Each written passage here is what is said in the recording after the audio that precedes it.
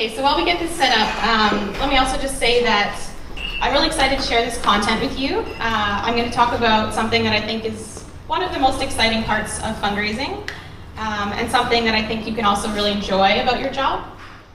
I'm guessing that most of you got into the nonprofit field because you care about people and because you care about community. And I think that this is one of the parts of fundraising that's really very community driven and gets to the heart of that question of how can we develop meaningful long-term relationships with our donors.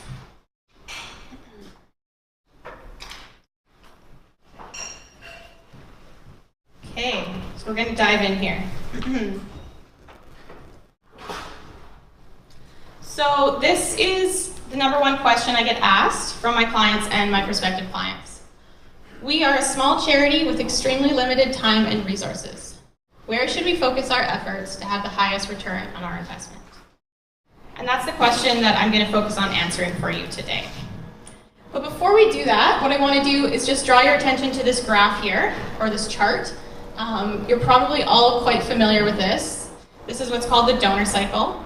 I'm just going to very briefly go over it, just for the benefit of the non-fundraisers in the room, and just to make sure that we all have a common language to discuss donor retention today. So the blue arrow there represents acquisition, which is the activity of acquiring new donors to your organization. Can you guys all hear me? Is the volume okay? Okay. Cultivation is the process of your donor getting to know you and learning more about what you do. This is kind of like the first couple dates.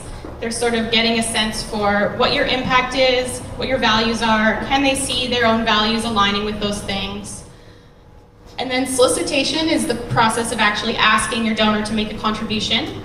So that could be in the form of an email, it could happen at an event. In the case of major gifts, it might happen in person. There's lots of ways that the ask can actually happen, but it's important that it does happen. And then stewardship is what happens after you ask for money. So that's the warm fuzzies. That's where you really share your gratitude and your thanks with your donor in hopefully a very clear and direct way. And then as you can see, good stewardship leads back into cultivation, which is how you're going to get back around to solicitation again and develop that ongoing cycle, which is why we call it donor cycle. I won't trip myself tonight. Okay, so donor cycle aside, let's get back to this question. Where should we focus our efforts to have the highest return on our investment? Retention. This is what my presentation is going to be all about. I think you should focus your efforts on donor retention. I think you can make a significant impact on your organization's bottom line by improving donor retention at your organization. And honestly, I think you might actually really enjoy these activities as well. So, what is donor retention? The number of your organization's donors who gave last year and also give again this year as a percentage. So the opposite of retention is sometimes called donor attrition, which is the percentage of donors who fall off your list because you haven't successfully renewed them year over year. But we're going to focus on retention because I think that's the positive side of the story. So who can tell me, you don't have to tell me what it is, but put up your hand if you know right now the retention rate at your organization. Okay, nobody, silence, okay, great. So I have a task for you by the end of this week. I think it would be great if everybody could go back to the office tomorrow with the goal of figuring out what is your organization's retention rate. And no excuses, because I'm going to tell you exactly how to do it. So how you calculate your retention rate is the number of donors that gave in both 2016 and 2017 divided by the total number of donors that gave in 2016. So for example, if you had 37 donors that gave in both 2016 and 2017, and you had 100 donors that gave in 2016, then 37 over 100, the retention rate is 37%. And let me also just say that I know from my own experience, you don't have to have a fancy Razor's Edge database to be able to get this number. If you do have a fancy one, great. There's probably a report. You can just click it and you can get this done in 2 minutes. If you don't have one, You can do this just by exporting your donor IDs and listing them in Excel. I've done this for most of my clients who don't have fancy databases. So if you want to talk to me more about exactly the steps to do that, I'm happy to chat with you after the presentation. Okay, so once you know your donor retention rate, which you will by Friday, you're probably going to wonder, how does this stack up to everybody else? 46%. That is the donor retention rate in Canada currently. And this is based on a Bloomerang study from 2017. It actually shows the retention rate in Canada has been declining the last few years. The highest retention rates are among religious organizations, and the lowest retention rates are among human service and health organizations.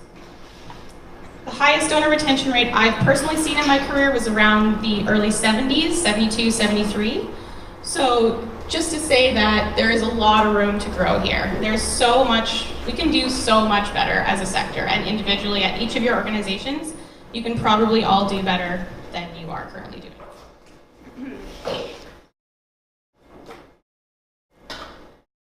This is a kind of an even sadder number.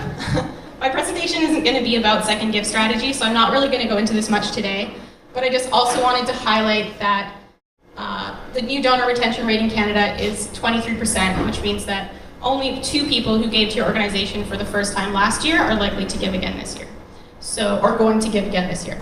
So we have a lot of work to do there as well.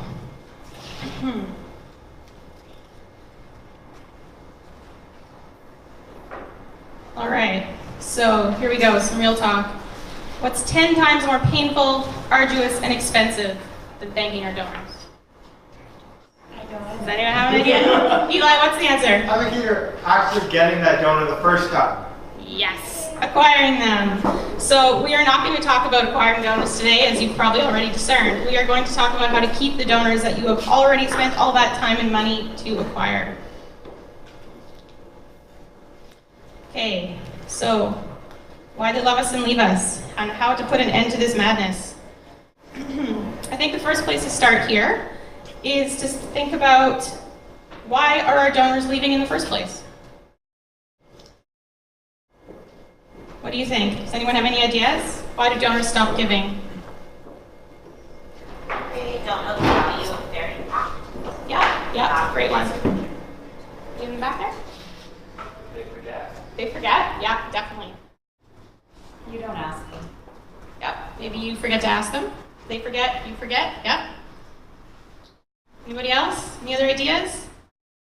Competition with other organizations. Yeah, for sure. That's a very competitive marketplace for charities, definitely. You don't thank them. Yeah, perhaps you don't thank them. Yeah, you guys are hitting on all the big ones here. Proud to see these things in a list. Okay, so this is from a Network for Good study from 2013. So you can see, number one, they can no longer afford it. That's not something you can control as a fundraiser, so don't worry about that. 16% donor has died, can't control that either. People die. But among the other ones, 18% poor service or communication. They were never thanked, somebody said that. They have no memory of supporting the charity, they forgot. There was no information about how their donation was used. Someone said that over here as well. They don't understand the impact. Some of them thought that charity didn't need them anymore. That's a bit sad. So here's a theme. Poor communication.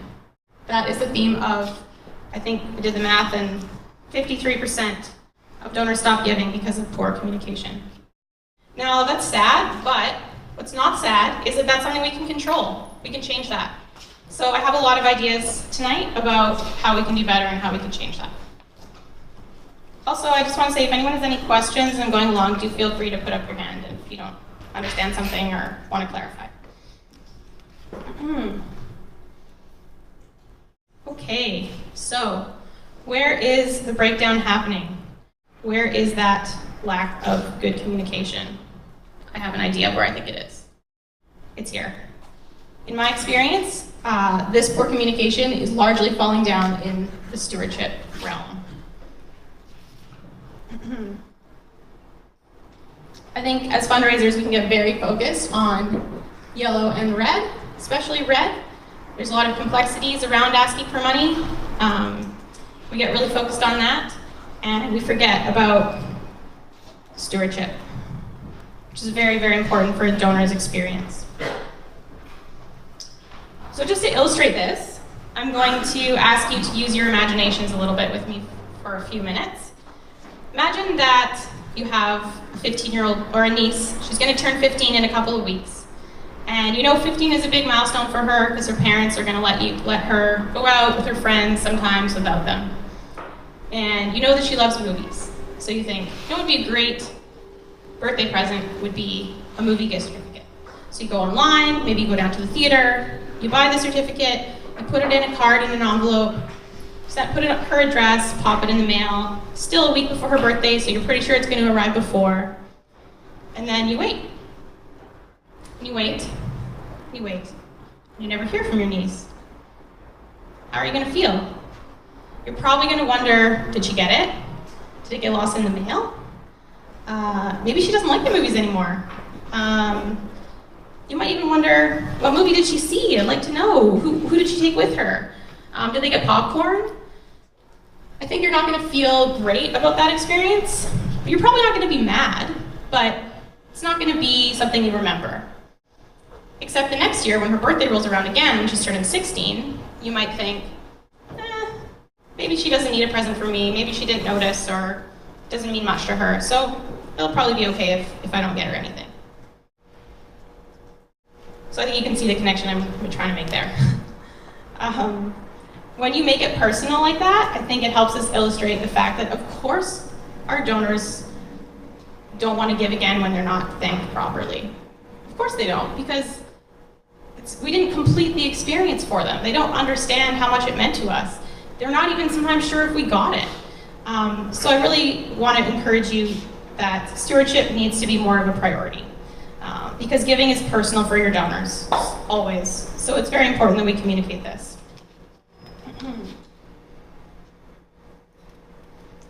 Okay. So how are we going to do this? How can we do better? So here I'm going to reference Penelope Burke, who all the fundraisers here probably know about. She has done a ton of research in the States about donors. She has a very famous book called Donor-Centered Fundraising, which is a very data-driven thesis that says that donors are looking for three things. So I'm going to go over what those things are with you. The first one is donors are looking to receive a prompt and meaningful acknowledgement whenever a gift is made.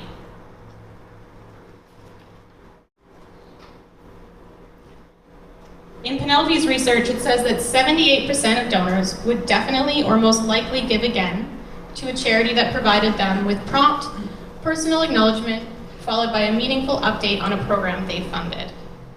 78% is way higher than 46%. There's a lot of money in there.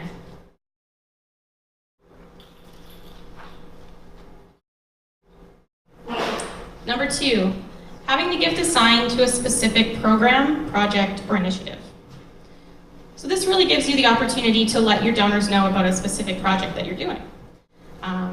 And a great way to connect them to that is to tell a story, let them know what's happening on the ground, connect them to your program staff, to your clients.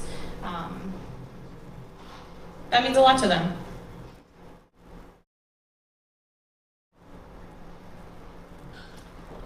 Another study from the Case Foundation in 2013 found this. 60% of donors want impact and success stories. These donors will renew their support when they know that your organization is making a positive change in the world. And here actually what I'd like to do is just draw your attention to the three main reasons that people give in Canada. This is from an Imagine Canada study, and this is in order. The first reason is for a personal connection. The second reason is to make an impact in the world. And the third reason is to take a stand on an issue. And when we forget those things, and we don't let our donor know how their gift did those things, how it made an impact, how it helped show that they're taking a stand, then we're doing a disservice to that donor and to their generosity.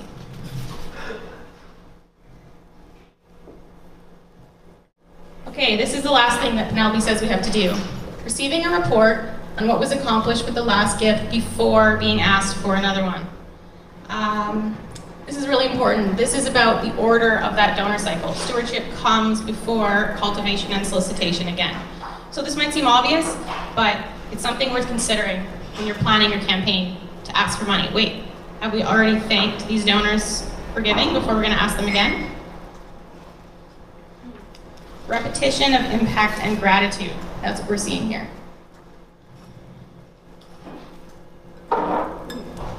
Okay, so this is another point from the Case Foundation study. Donors require multiple touch points before they will give again. Now, what do we mean by multiple touch points? This is a really good question, I think.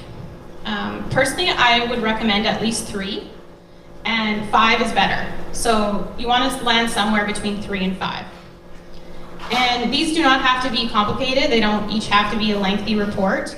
What I mean by touch points is something could be a voicemail, personal email, could be an email with a story attached, an annual report with a little sticky on the front, with a little note to them. There's lots of different ways that you can reach out to your donors with that message of gratitude to really make sure that it's getting across.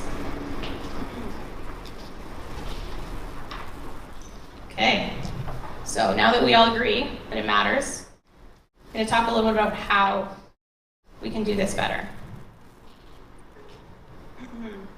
Tips and tools for making it happen. So this is also very important for this time of year. We're coming up on Christmas. You're about to receive more donations in the next couple months than you do the entire rest of the year. So it's worth thinking now, are we prepared for this? Do we know how to, from a process perspective and from a communications perspective, do we know how to communicate gratitude to our donors? So I'm going to give you some tips on how to do that. One more thing from Penelope before we move on. Gratitude is not the last step in a campaign, but the first step towards your next gift. So always worth keeping in mind that you want to bookend everything that you're doing with gratitude.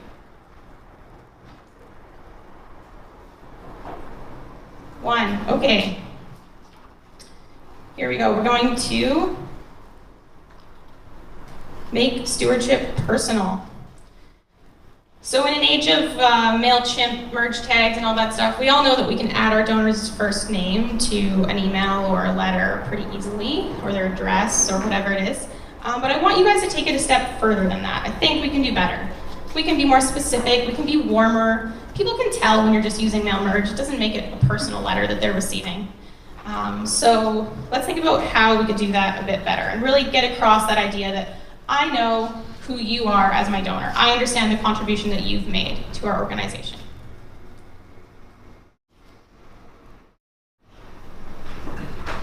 Okay, so here's an example of a thank you letter. This thank you letter, I swear I've seen so many times in my career. Basically, they're usually something like this. Dear Mr. Sam Smith, thank you for your donation to our charity.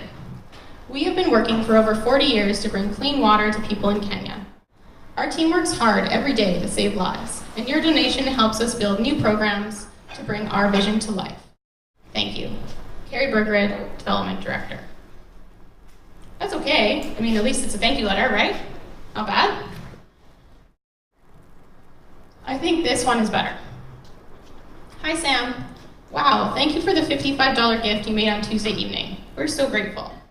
With it, you're championing clean water in Kenya and are transforming lives. I know that our team couldn't do this without you. With much gratitude, Rebecca. Rebecca Bennett, President and CEO. Okay, so here's some things I want to talk about. First name. I would encourage you to go with first name over Mr. Sam Smith. There are some donors who don't like it, but they will tell you that. And everyone else doesn't mind it, and actually it builds familiarity, makes the donor feel known, and kind of helps you develop that relationship that you're looking for. Second, don't be afraid of using bold, underlining, a highlighter, draw a smiley face. Just add things to the letter that kind of make certain messages stand out and make it seem less just like a block of boring text. Specificity. Thank you for the $55 gift you made on Tuesday evening. So So you're being specific about the amount that they gave and when they gave it. Even just these two pieces of information together are going to make the donor automatically think, wow, they're thanking me for my gift that I made, rather than just this charity in general appreciates receiving money. And that makes a big difference. With that next sentence there, you can see, with it, you're championing clean water. We couldn't do this without you. Thank you letters are about the donor.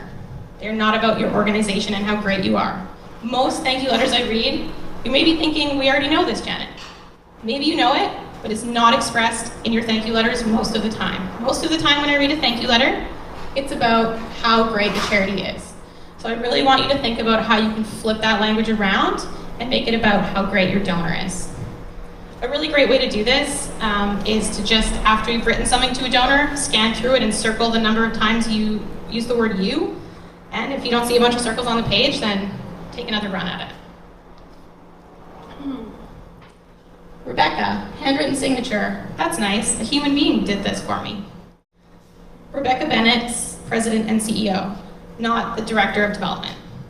Directors of development, you guys are great, you're doing really important work. Your donors don't really care about you, to be honest. They care about the leader of the organization.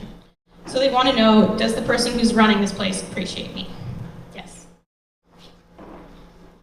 Okay.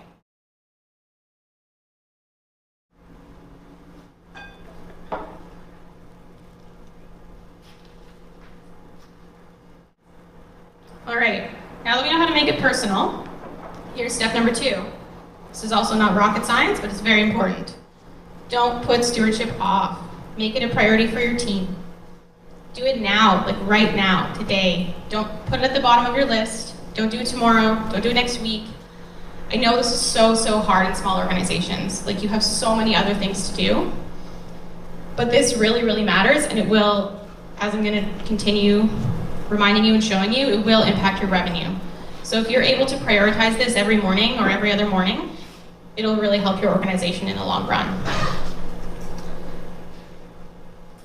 And I would say that you want to aim for 72-hour turnaround. Every donor who makes a gift to your organization should hear from you personally within 72 hours. It's not unreasonable. I would say that's becoming an industry standard, or at least something that we all would hope to aim for. And an autoresponder does not count. So when I say hear from you, I mean a phone call, a personal email, or maybe a postcard put in the mail or a card in the mail if you don't have their email or phone number.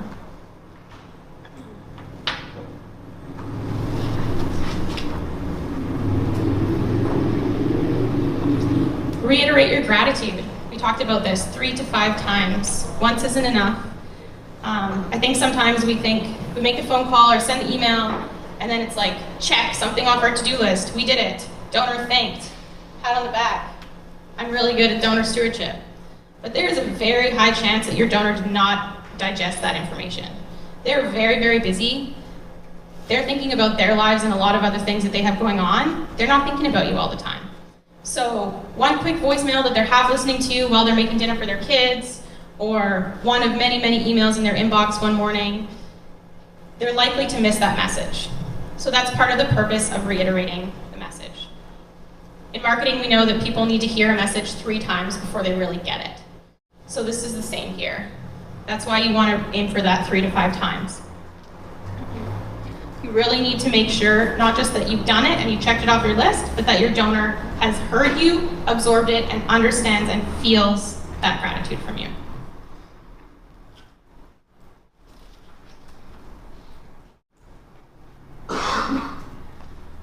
This is a quote from Rose, who's a fundraiser with KCI here in Vancouver, really a friend of ours. And she said to us many times, for your donors, giving is always personal. So I think if you remember that when you're doing your stewardship, it really helps you, because your donors made a personal decision to make this contribution. So your response to them needs to reflect that and be personal in nature as well. People aren't giving to you because it's part of their job. They're giving to you because they want to make an impact with you. Okay, end of that section. All right, someone else saw this coming. I think it was you, Ashley. Didn't ask. With most of my clients, when I'm trying to diagnose a problem with donor retention, I ask them two things. Are you thanking your donors? We just dealt with that, you are. Two, are you asking your donors for money? And this might seem obvious, but when it comes to small shop fundraising especially, this sometimes gets missed. A lot of small organizations in Vancouver that are doing amazing grassroots work in the communities think that what they do is so powerful and important, because it is, but they think what they do is so powerful and important that their donors will just know they need money and will just open up their wallets and give to them. But it doesn't work like that. It's our job to communicate to our donors that we need money through a clear solicitation.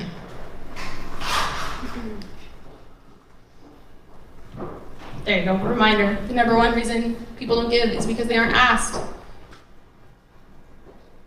All right, this is maybe scary, maybe exciting, I don't know. For the fundraisers, it's probably scary. 82 days left in 2018 as of October 10th today. So that number means that there's still time. We still got time to plan. If you have not started planning your year-end fundraising solicitation yet, that is okay. There's plenty of time to plan and plenty of time left to ask our donors. So we're gonna spend a little bit of time talking about a few ways that you can do that. And I'm hoping that this will apply to most of you in different ways. What I'm gonna suggest is something that can be applied at a small organization where you have literally nothing planned yet, or at a bigger organization where maybe you've had a marketing calendar in place since January and you're like, yeah, all our stuff's already done. We know what we're doing. That's okay. You can actually run this idea alongside a marketing campaign, and I think it can really help improve your retention rates.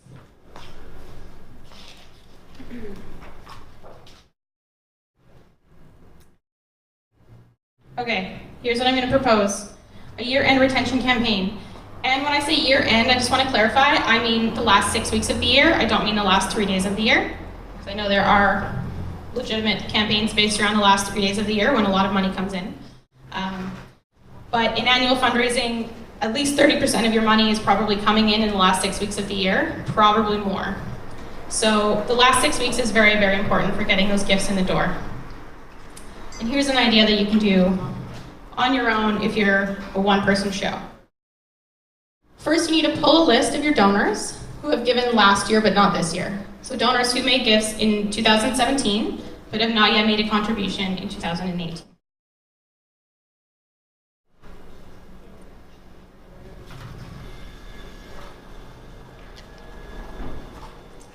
Okay, and then as you craft your campaign, you're going to use language specific to that segment of donors. You're going to let them know that you know them, you know who they are, and you know what their contribution has been to your organization.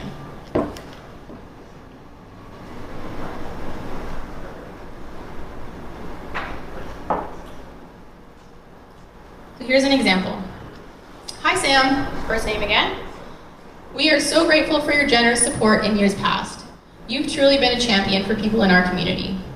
This holiday season, I'd like to invite you to continue transforming people's lives in Vancouver by making a gift.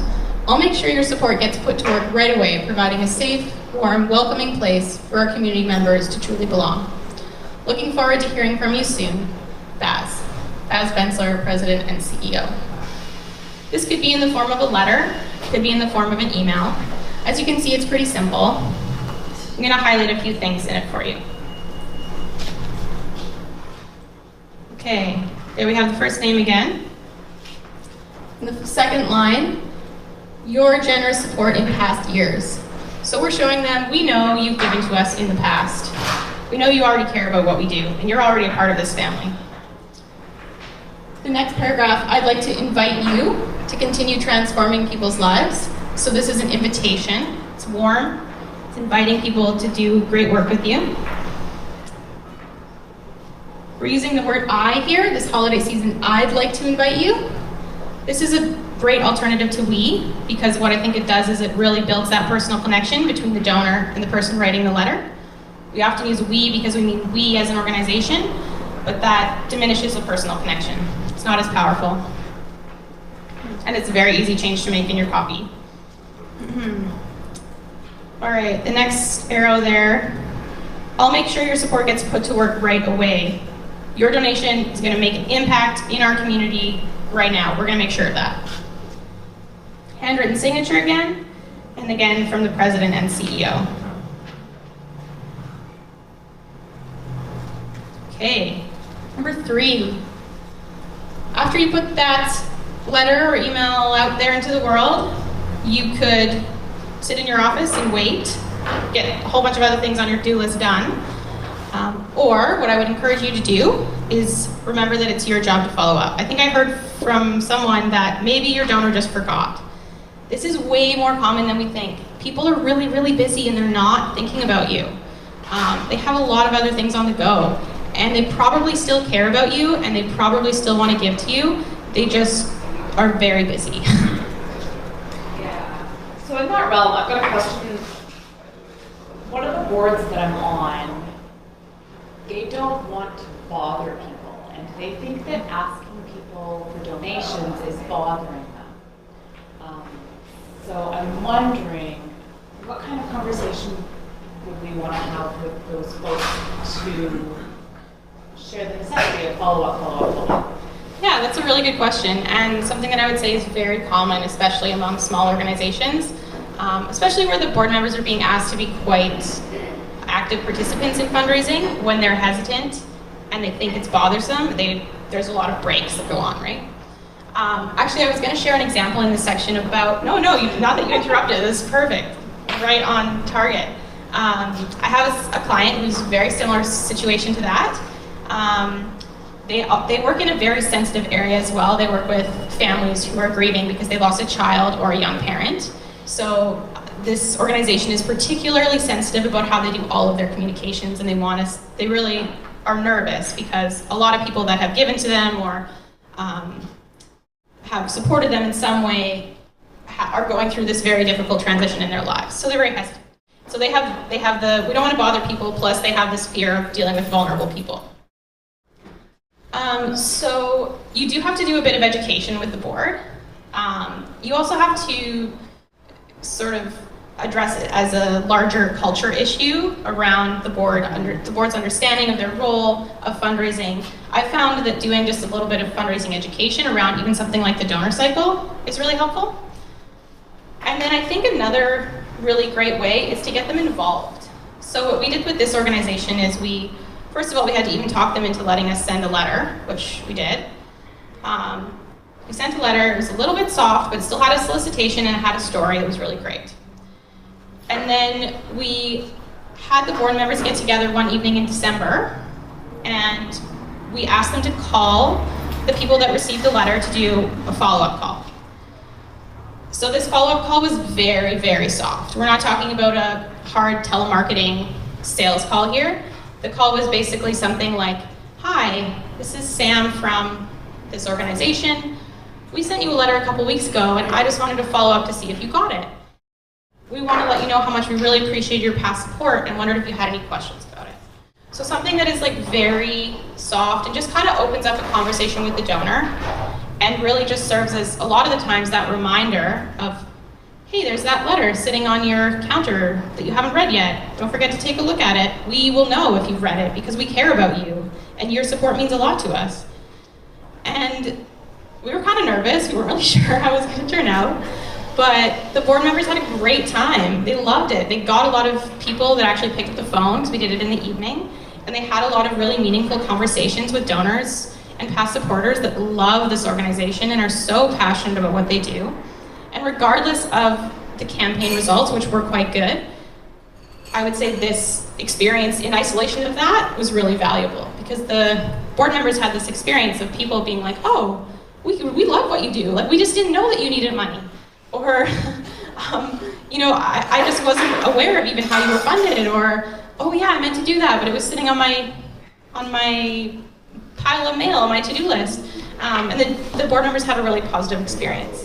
So I think, for the most part, my answer to that question is like, it's difficult to get them to the point where they might feel comfortable picking up the phone, but I think if you can, and they do actually have that personal experience interacting with donors, it's so positive.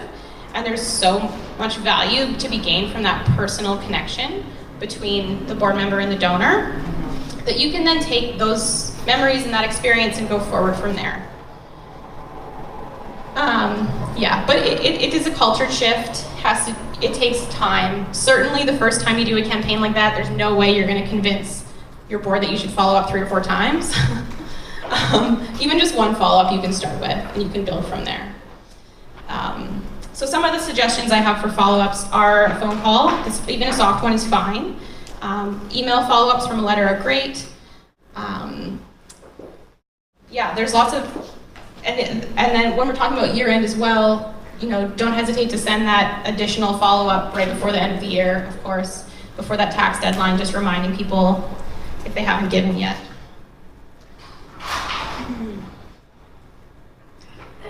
Yeah, I think that following up is definitely key and a step that we all miss because we're busy and we're afraid of bothering people, and our campaign results would all be higher if we would follow up more. Kind of related to bothering people. If I were to open my inbox right now, there's like 40 things from like promotions that I've signed up to, stores that I like, books that like, just a bunch of things. How do you make your message for your organization cut through that? Because I feel as though there's an element of communication fatigue in modern society as well. So. Totally, I completely agree with you. One way that we found to be really effective, which it depends on the size of your organization if you can manage this or not, but is to send a personal email. Like, don't send it from your MailChimp account. Don't put a photo in. Don't make it look shiny and markety.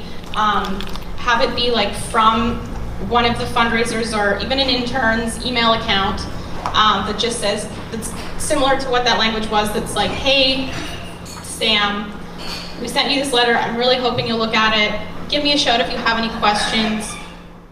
Your partnership means a lot to us. Here's my phone number, my personal phone number. Feel free to give me a call if you want to talk about this more. I find that that's pretty effective, is to just get out of that marketing headspace and don't create an email banner. You know, make the subject line and the preview line something that's like very conversational, general, personal. Use the word you, use their first name, that kind of thing. Yeah, that's a great question. Does anyone else have questions about following up? Yeah. Yeah, how can you vary it so it's not just inviting them? You can vary the channels that you use. So email, phone, texting even. It depends on the circumstance for that. I have some clients where what was that, Eli? I missed it. Texting is my new secret weapon. Totally do it. Yeah, okay. So I have some clients where texting is really effective.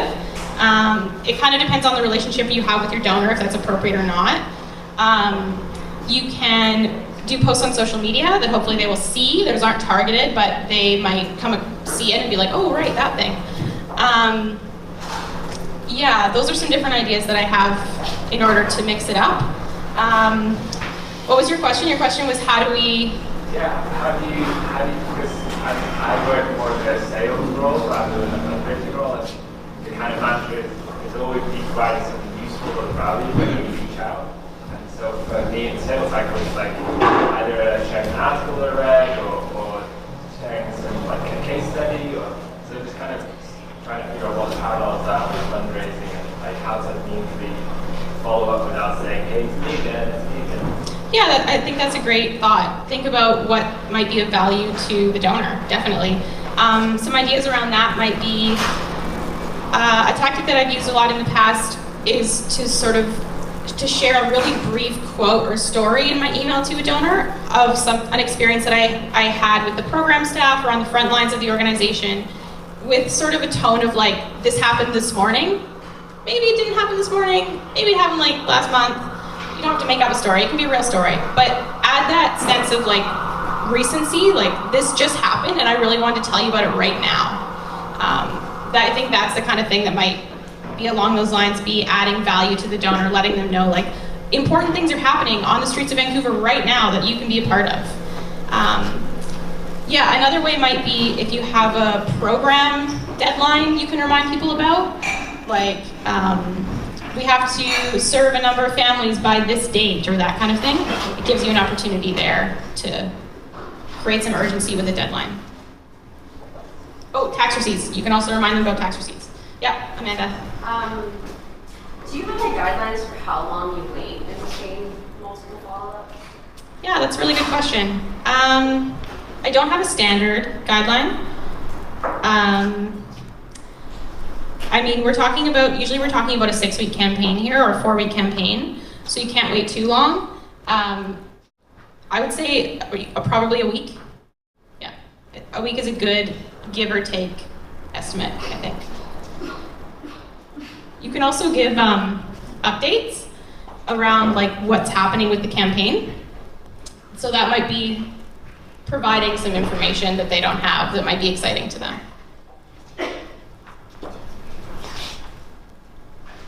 And I know it's tiresome, like I know it's really hard, but that's our job. It's our job as fundraisers to remind people about this opportunity to give.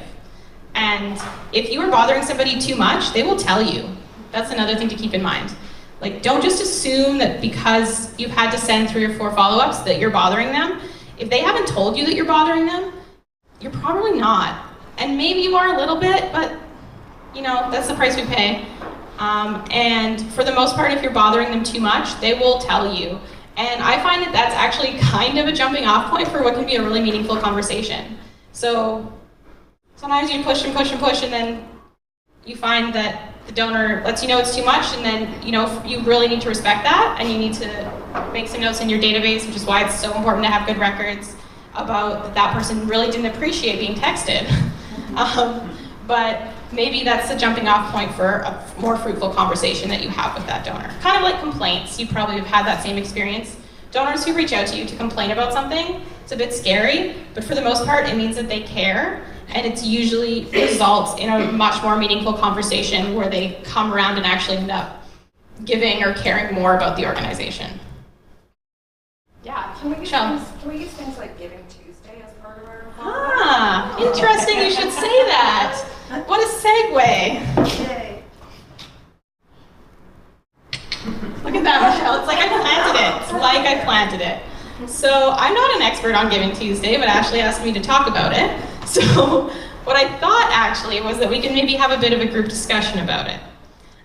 So here's the question. Is Giving Tuesday a good year-end campaign?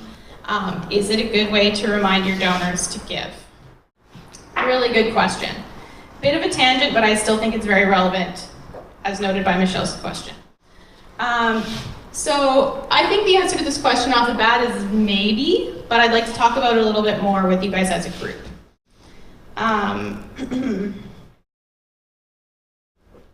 Okay, what I want to do is a little bit of pros and cons. So, Giving Tuesday's really only been around in Canada for about 5 years. I'm definitely not an expert. I'm not really sure if anybody's really an expert, but I think our collective experiences together can probably help each other out a bit. So, from your experience, what do you guys think are some pros of doing a Giving Tuesday campaign? It can be a really good jumping off point. It can introduce new people to an organization in a way that they may not have already come into contact with them. Yeah, great. Socially, like people are giving around that time, so if you kind of make sure that you're at the Yeah, there's like the social pressure to give at that time. Yeah, for sure. Michelle? And there is like the urgency. People want to give just on that day and be part of that, especially if you're really involved in social media and hashtag ban gives, people part of ban gives specifically. Yeah. So it's a whole bunch of charities, which I've done in the past with other organizations. So yeah, I think people want to be a part of it on that day. Yeah, for sure. People want to be a part of something. It's a collective activity that you're doing with. They get to tweet. I mean, it's a bit more of an interactive than like an email campaign or for them. Definitely. Yeah, definitely more interactive. I agree. Anybody else? Any thoughts with positive Giving Tuesday thoughts? Eli? Well, most of us just are not asking often enough, so this is a prompt for us to remember to ask. Right, great. So it's something in our calendar that's like, oh yes, ask donors on this day, follow up with donors on this day. People care about giving on this day. I also should have said off the bat, in case anybody doesn't know what Giving Tuesday is Giving Tuesday is November 27th this year. It's the Tuesday after American Thanksgiving, and it's a movement to get people thinking about community and giving on that day, whether it's volunteering or donating or whatever it looks like. And the money that's been raised on Giving Tuesday, if you look at a graph, is like do for the last 5 years. So fundraisers are kind of concerned and obsessed with this problem or opportunity. And then they have Thank You Thursday. Right, okay, and then Thank You Thursday. I don't know much about that. There is a Thank You Thursday that you should be thanking all your donors on the Thursday afterwards. I love and that. It ties into Cyber Monday, people are buying electronics, and then they're saying, stop, yeah, on Black Friday, so stop doing that, or you already did that for yourself. Now give to a charity. Yeah. Just bought a new TV on that, or whatever. Yeah. Any other pros for Giving Tuesday? There's a lot of like internal energy, so you can do more for your donors to donate that day, so it's energized. Yeah, that's great. Like, do you find your program staff are energized about it too? Cool. Yeah, that's great. So getting your whole team excited? Yeah. I haven't run a campaign before, but what I've been reading is that you access a younger demographic. Yeah. Younger people, millennials, even younger than millennials. Yep. I just want to say about that. Okay. And so in terms of, like someone's talking about how do you reach them, the different kinds of ways, obviously that depends on, you can guess around the demographic, but you could run some pretty successful social media campaigns, targeting that demographic, which you probably wouldn't necessarily have done that. Yeah, for sure. I think the unselfie is a good example of that. That was part of the Giving Tuesday thing, I think, was when people would do hashtag unselfie and they would show a picture of themselves doing something for the community. That one had a lot of traction. Cool. Okay, well, here's my list. I think you guys touched on most of the things. Here's the things I thought of. It's trendy. So people are talking about it, they care about it. Collective giving, I think that's pretty cool. It's pretty cool that as a community we're saying, like, let's do this together, since fundraising really is about community building.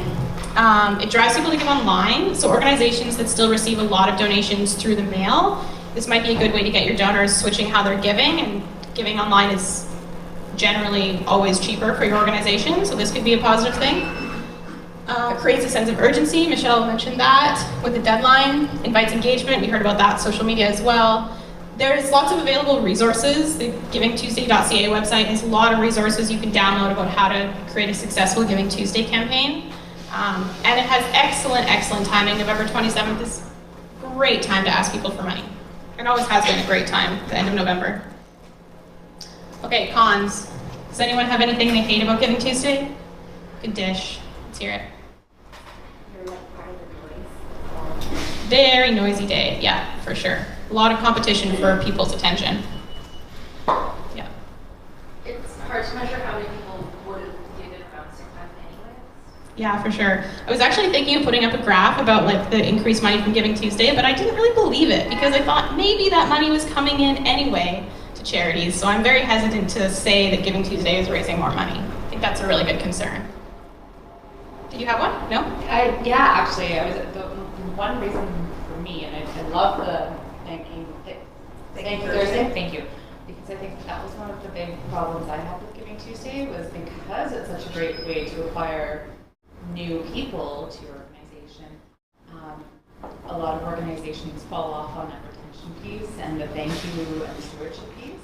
So it's like, yay, we did this thing, and then it's like they don't hear from you until Giving Tuesday again next year, and so it's not something that I personally have seen grow a database or grow a funder base. Right, so people maybe aren't capitalizing the opportunity to build those relationships further and take it beyond Giving Tuesday. Yeah, and I know that's more our fault than the day's fault, but We can talk about all the bad things, it's okay. It might be a little less personal. It's less personal, yeah. I mean, it's just social media. Because it's like everybody's giving today, Saturday, yeah. And even the Thank You Thursday, because you can't honestly go online and thank your members. So Yeah, it's general. yeah, that's a good point. Okay, here's the things I don't like. So it's trendy, also could be bad, because everyone else is doing it, so not really unique or interesting. Inbox competition was mentioned. You get like so many emails on Giving Tuesday. How do you decide which ones to open, which ones to read, which ones to care about? It's very annoying. And most of them are not great, to be honest, from a fundraiser's perspective. I think they're not, a lot of the time, not great fundraising. For these two reasons. They're not often about the cause. A lot of them are just yelling at you that it's Giving Tuesday. But who really cares about that if you don't have something that you're trying to accomplish in the community? It's not donor-centered. It's about the charitable sector and what we think is important. And from my perspective, it's a little bit guilt-driven in its entire philosophy and existence. So Michelle mentioned this, that Giving Tuesday comes after Cyber Monday and Black Friday. So the general idea came from the fact that we've all spent a bunch of money on Monday on a TV or something we don't need, and we feel a little bit guilty about our excessive consumerism. So why don't we just assuage our guilt a little bit by making a charitable donation the next day? And that's not very inspiring. That's not why I'm in fundraising. I'm in fundraising to tell stories and get people excited about impact and changing the world. And I don't know, that's my little rant on what I don't like about Giving Tuesday.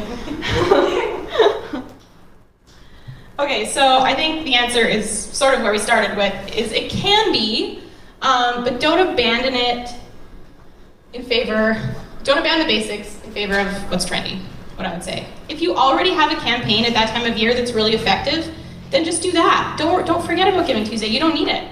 You need to engage your donors at that time of year, and if you don't have a campaign at that time of year, then maybe it's a great opportunity to start one. There are a lot of resources for you. Yeah, the one caution that I have is if you do want to start one and you haven't done one before, is please don't make it about Giving Tuesday. Make it about something your organization is doing.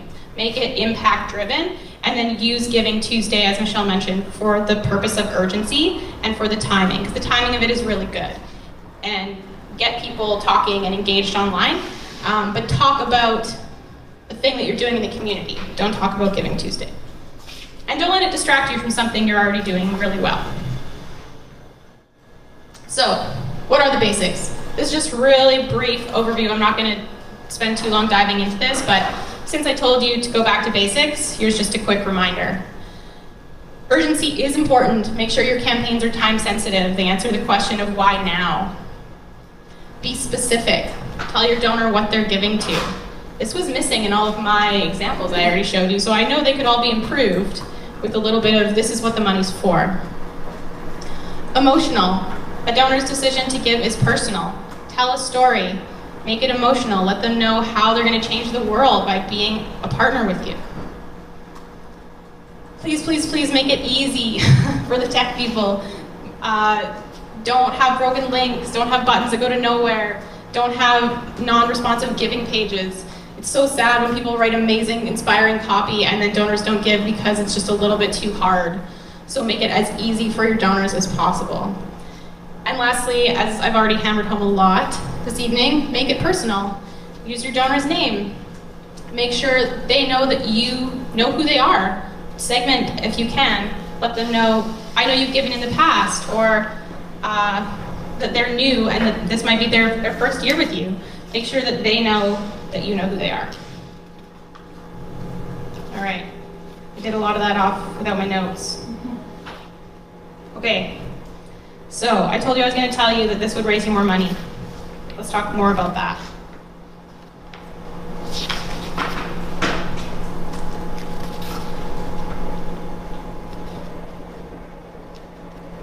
All right. So, here's some numbers for the nerds out there, like me, who like Excel and numbers.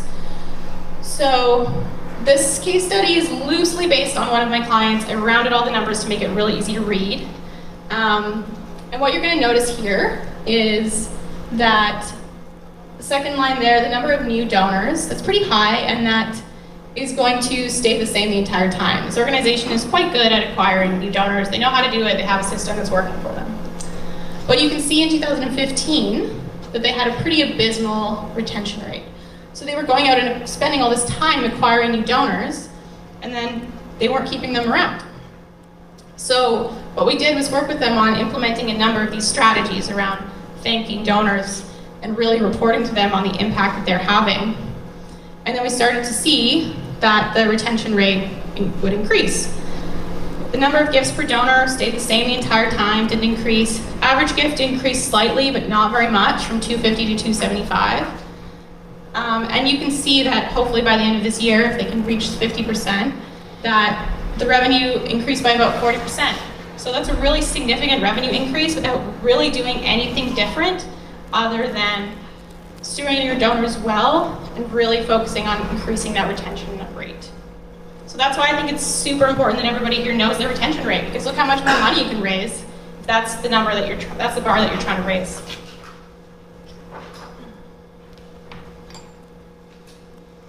Okay, I've been talking a lot, let's wrap it up. So, if you only remember 4 things from this evening, this is what I'd like you to take away. 1, donor retention is the easiest way to increase your revenue and expand your donor base. Strong, timely, personalized stewardship is the linchpin of donor retention. But that doesn't work unless you still remember to solicit your donors. That's important for retaining them. And finally, there's only 82 days left in the year, so make sure you're planning a year-end campaign. Don't panic. Don't worry, there's actually lots of time. But it's very important that you are reaching out with your donors, to your donors with a clear solicitation in the last 6 weeks of the year. Okay. That is all. That is all the content I prepared for you. Thank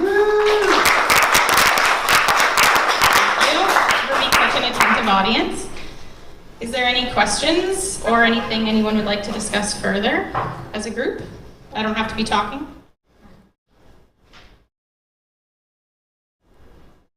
Does anybody ever run a real... Oh, sorry, you have a question. Go for it. Perhaps this is not specifically around the practice of donor retention, but so I don't forgive me if this question is not That's okay. relevant, but do you have any thoughts about leveraging like crowdfunding platforms?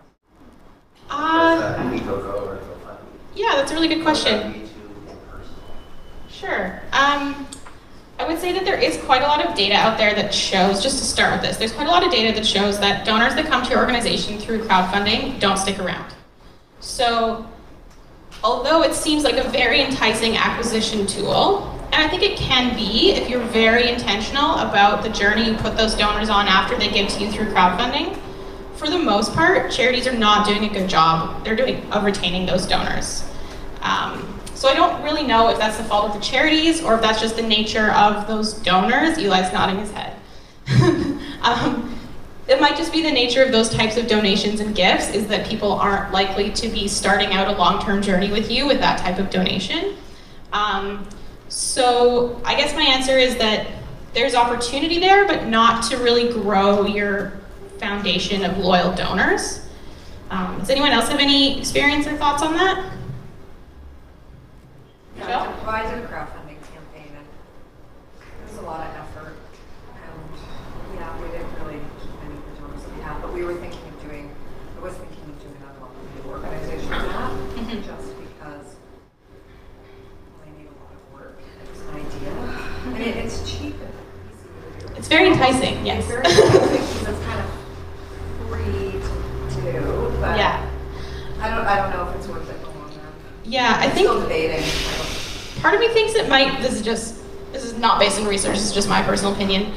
It might have a bit of a very long-term value for your organization in the sense that you can engage much younger donors in this way. And they might not stick around now and become annual donors or monthly donors or anything, but maybe it's a way for you to begin a relationship with a young person who many years down the road might be in the place in their life where they have more capacity and ability to become a more regular donor to you. But that's like real long-term. That's not helping you in the next 5 years. Gordon? I think there's certain platforms though that are pretty like mobile friendly. It's easy to share, it's easy to donate like off your phone, and so like I've seen some websites with nonprofits that are not necessarily mobile friendly, or it's not easy to donate, or it's some third-party landing page that's like not the best. So part of what I wonder with these crowdfunding campaigns is, say that whole user experience was great, could you take that list out of a crowdfunding platform and plug it into your like CRM to use? Like, do you have enough permission to do that if that campaign is successful? Yes, I would say that a lot of the crowdfunding platforms are pretty sexy technology-wise. Like, they look great, and they probably look better than most of our donation forms. We have to be stuck with Donor Perfect and stuff like that. But I mean, you can take those email addresses and then communicate with those people directly. Legally, you can do that. But my understanding is it's just not especially effective at converting them. Laurie, do you have something to say to that? Yeah, or maybe even just rethinking of like why you do it, and maybe donor, like requiring donor Or maybe it's about acquiring volunteers. Yeah. I think crowdfunding is a good way to increase your volunteer base, maybe, if you're crowdfunding from the people in your community. Yeah, that's a really great question. Not that I want to promote a specific product, but there is an offshoot of one of the major crowdfunding sources, and they call me nonstop. But it is more geared to the nonprofit world and to the donor. What's it called? CrowdRise. Okay. I was like, I had to think about that. And they're Kickstarter, or not Kickstarter, anyways. Yeah, so they are definitely getting into that platform, and they are more aware. I don't use it personally, so I wouldn't be able to say yay or nay, but I think it does have more of an opportunity to connect with the CRM and to potentially build that donor relationship. Yeah, my one final thought would be that I think it depends on the size of your organization and the amount of resources you have, if this is something you should pursue. Almost all of, I think maybe 100% of my clients, I would tell them, no, don't do this. Like, unless you have quite a robust fundraising team with a bunch of junior people that you can set on like pursuing this strategy, if it's just you and someone else, or you're really tight, that's other things that are going to raise you way more money and be way more effective. Anyone have any other questions? Does anyone have a story they want to share about a Giving Tuesday campaign that they are proud of working on or thought was great or fun? Ashley? I'm not proud of it though. We actually, I think I mentioned this to you when we chatted about this to start with. We actually used Giving Tuesday as a launching point for a longer campaign that culminated with a different fundraising event. So it was like, here's our day, here's the thing, here's who we are, here's how the money will be used, and then we went from there. We're a small shop, so there's not a development director. It's kind of myself and my boss brainstorming things. Yeah. So it was a good way for us to kind of see where this could go, and rather than just latching on to the Giving Tuesday, just expanding it. Yeah, it's a great way to kind of experiment and yeah, for sure. I'm doing a campaign this year, so I have no idea whether, I can't tell you results at all, but I'm working on a campaign for a client that's a Giving Tuesday campaign that has a matching gift offer. So matching gifts are quite commonly used in Giving Tuesday. And then it's using Giving Tuesday as kind of like the deadline for when I want people to give by. So the campaign itself is actually about funding an awareness effort in Tanzania for this charity. And the campaign talks about a story of a baby and a family who would really benefit from this awareness effort, but then it's using Giving Tuesday as like, please give by this date. So that's a way that you can utilize Giving Tuesday for a deadline and to create urgency, but still make your campaign about the impact you want to have in the world with your donors. Yeah, cool. Anything else? Last chance? Oh, Gordon. What's your take on like celebrity or like quasi-celebrity endorsement as a way to like legitimize the organization? Like Instagram influencers and that kind of thing? I mean, that's like half of quasi. Like actual people who are recognized as like credible philanthropists or whatever. Do you think trying to build up some endorsement that way is a good use of time? I think for some charities, if you're big enough, I think there's probably a lot of things you have to have in place before a charity is ready for that kind of thing. Like, don't put the cart before the horse sort of thing. Like, if you don't have a really great website that's ready to receive a lot of visitors with some content that's going to get them excited and going to get them giving you your email addresses and that kind of thing, then it's not really going to help you reach your goals to pursue that kind of thing. So I think, yes, if it's in line with your other goals and other resources and strategies that your organization is pursuing. Is that a helpful answer? Yeah. I'm wondering about different platforms that you've successfully implemented with your clients, or like Platforms like some technology that folks are using that might be helpful, that small organizations can utilize. Sure. I'm not a tech expert by any means. Some people in here probably are, and maybe Eli can answer this question better than me, but one of the reasons that my partner Lee spoke at the Keela conference is that we love Keela. We recommend it to a lot of our clients. It's based in Vancouver, it's extremely simple, and it works really well for organizations who are transitioning into using a CRM for the first time. It does have a fair amount of limitations, but for an organization that just needs like a really simple place to organize their donor information and be able to have a number of different people access it and add to it, we find it to be really effective. And they also have, like, you can integrate your giving pages and stuff with them and get automatic tax receipts and stuff, so that takes some work off the backs of the administrators and small charities. And I find that in general, it works quite well and it looks quite good. So we recommend Keela for sure. Yeah. Yeah.